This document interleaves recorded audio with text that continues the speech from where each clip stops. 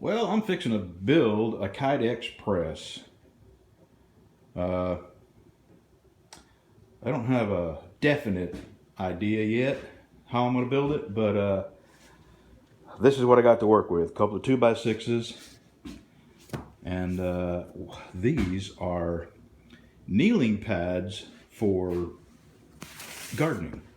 And I got them at Tractor Supply about 2 or 3 years ago, because even back then I intended to get into knife making and Kydex working, and I saw them and I said, you know, these would be perfect to press Kydex with. So, got a couple of hinges, got me a piece of Kydex. Let me start putting stuff together and see what I come up with. We'll be back. Alright, that's basically what I got.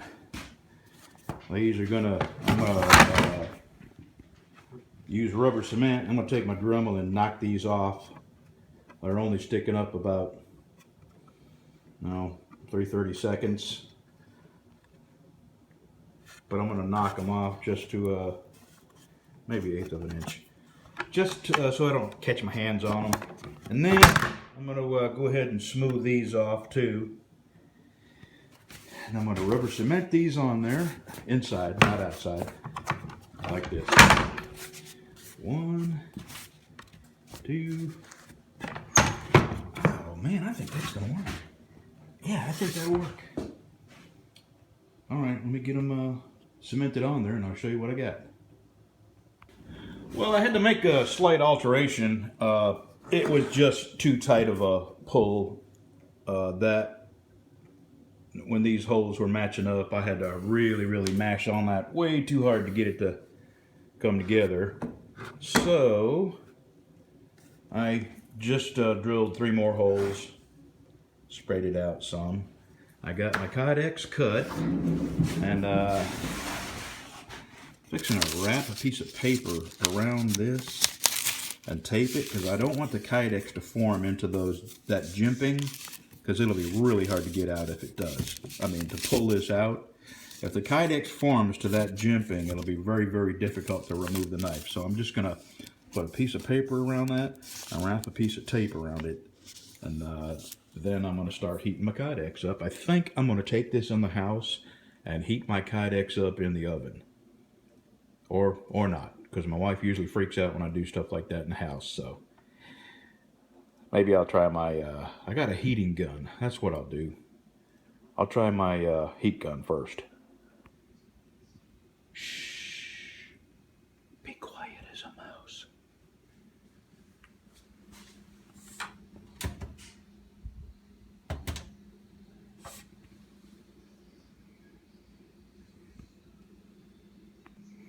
Okay, coast is clear.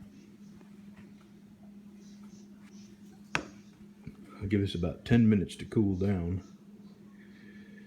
According to the instructions, you put it in the oven for a few minutes at 350. And I only put it in there for like 2 minutes, and it was plenty malleable. Back in 10 minutes.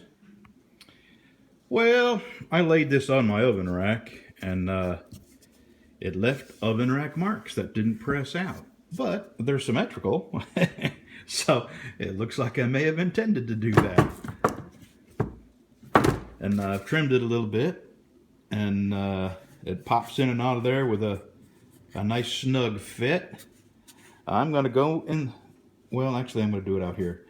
I have some grommets that I'm going to put all the way around the edge there, and sand this down and shape it.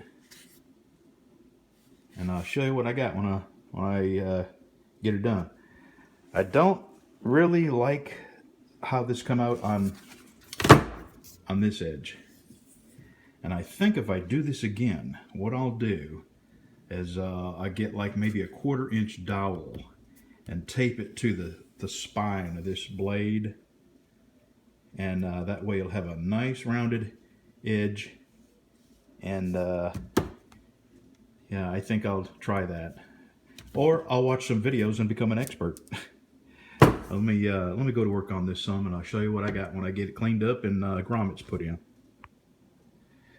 Well, okay. It's a little more difficult than I thought it would be. And I'm beginning to see, I can even see the impression of the paper that I put around it and the tape. So I'm glad I did that, because if I hadn't, I would have them jimping marks here, and you would definitely have a hard time getting this out of there, if you could. So I'm not unhappy with it.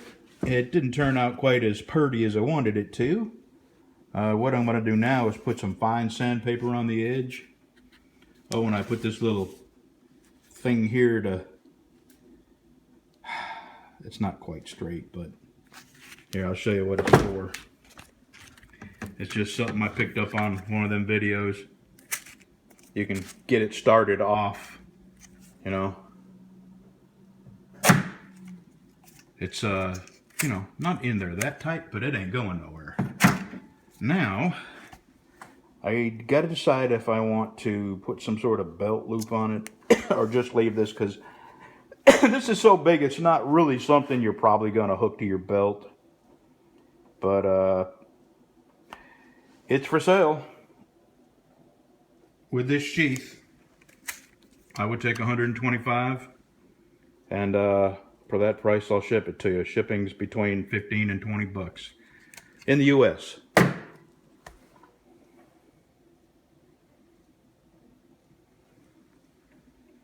Oh crap! Huh? I just noticed that one.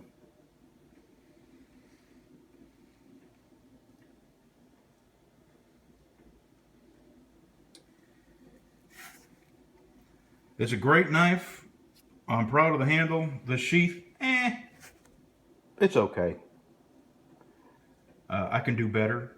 And now that I know how this stuff works, I won't lay it on the, I'll lay it on a flat sheet next time. And next time I'm gonna, like I said, tape a 1/4 inch dowel rod to the spine. That way it'll have a nice rounded edge in the front, and it'll grip it in the back. But otherwise, I'm pretty happy with it. It's my first Kydex, first time I've ever messed with Kydex. And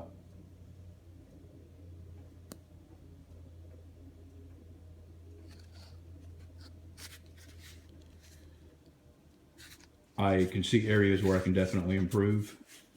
I'm sorry, I'm thinking while I'm talking, I'm thinking. And I can't do two things at once. Yeah, I can definitely improve in this, and I like it, and I'm probably going to do more. But I'm not really happy with the press. I made a long press just for this blade here, and I'm going to keep that, but I'm going to be looking for better material to make the foam out of, and I'm going to make a much better press. Buckrun 11 has an awesome press. He sent me a couple of pictures of his press and his Kydex area. And anyway, for my first one, I'm satisfied. The knife, I'm really happy with the knife. Proud of how it came out. And the Kydex, I definitely have room for improvement. But for my first one, I'm going to give it a thumbs up. Alrighty, 125 if anybody's interested. If not, it'll go to a gun show with me someday. Thanks for watching, y'all. Oh, I forgot to show you this. These are two knives that I've designed. They're great big honking. Well, actually, this is paper. If you, they're not knives yet, but they will be. And these are my own designs, right out of my head. I drug it right out of the swampy mush between my ears. Anyway, these are the next two that I plan on making, and I found some spalted oak, white oak, that I'll be using for handles. I don't know, they're not big enough for that or that, but my BC4, that knife, they are big enough for. And that's the last two knives that I sold that I'm afraid were rusty, and the one that I'm donating to the auction, that's this knife. And actually, it's that knife without this. It's completely, there's no lanyard hold at the end. But look at that beautiful wood. Here, let me turn it off. I cannot wait to use this. And it was just by chance I was going through some of my scraps, and I seen this at the edge. Here, I'll show you. This is part of it here, and right there was some of it. And this came from my friend Dwayne, and you can see that he started to use some of it, but then when he got down here where the spalting was, he decided he didn't want to use it for that project he was making, and he threw it into his scrap bin, which is my knife handle bin. Anyway, I just thought I'd show you that with the same video I'm putting up to sell that knife, the big knife, the Bayou chopper. Okay, that's the end of it. Thanks for watching.